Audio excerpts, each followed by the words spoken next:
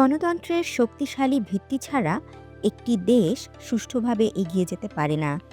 তারেক রহমানের ৩১ দফার অন্যতম গুরুত্বপূর্ণ দিক হল সংবিধান সংস্কারের মাধ্যমে গণতান্ত্রিক প্রক্রিয়া পুনঃপ্রতিষ্ঠা।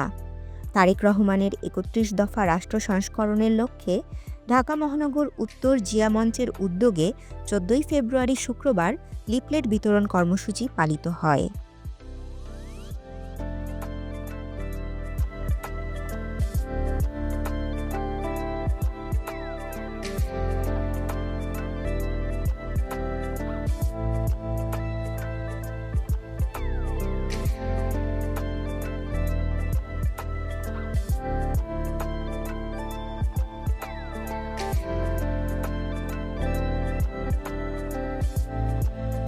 এখন আপনাদের মাঝে বক্তব্য রাখবেন উত্তর পশ্চিম জেলা জিয়া মঞ্চের আহ্বায়ক মোহাম্মদ শাহিদ সরকার।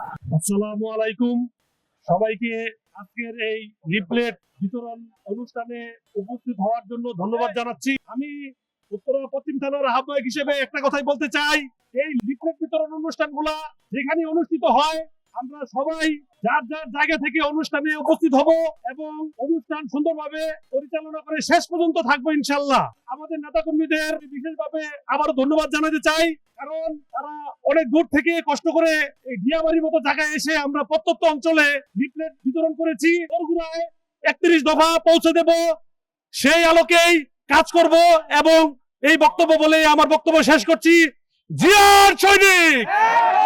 এখন আপনাদের মাঝে গুরুত্বপূর্ণ বক্তব্য রাখবেন আমাদের প্রিয় ভাই ঢাকা মহানগর উত্তর জিয়া মঞ্চের সদস্য সচিব মোহাম্মদ জাভেদ খান। বিসমিল্লাহির রহমানির রহিম। আজকে ৩১ দফা রিফলেট বিতরণী কর্মসূচিতে ঢাকা মহানগর উত্তরের সকল নেতৃবৃন্দকে আমার পক্ষ থেকে আসসালামু আলাইকুম। আমাদের আসলে বক্তব্য দেওয়ার সময় না, এখন আমাদের সংগঠন গুছানোর সময়। আমাদের এখন স্বৈরাচার আটকানোর সময়, স্বৈরাচার ঠেকানোর সময়।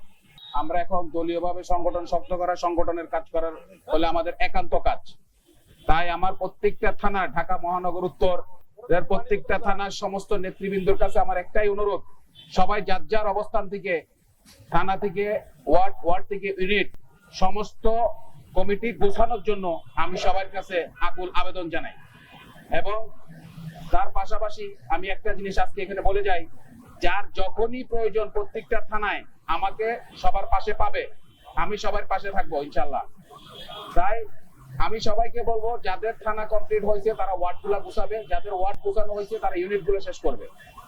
সম্পূর্ণ সবগুলো কমপ্লিট করার পর আমরা ঢাকা মহানগর উত্তর পূর্ণাঙ্গ একটা সংগঠন শেষ করব। এই বলে আমি আমার বক্তব্য এখানে শেষ করলাম। বাংলাদেশ জিন্দাবাদ। বাংলাদেশ জাতীয়তাবাদী স্বেচ্ছাসেবক দলের সাবেক সহ সাংগঠনিক সম্পাদক, কেন্দ্রীয় কমিটির সহ সাংগঠনিক সম্পাদক, বর্তমান জিয়া মঞ্চ ঢাকা মহানগর উত্তর দক্ষিণের টিম প্রধান মোহাম্মদ কালিম শিকদার। আজকে রাষ্ট্র কাঠামো মেরামতের ৩১ দফা আমাদের দাবি, আমাদের প্রিয় নেতার দাবি, আমরা একটি সুষ্ঠু নির্বাচন দেখতে চাই।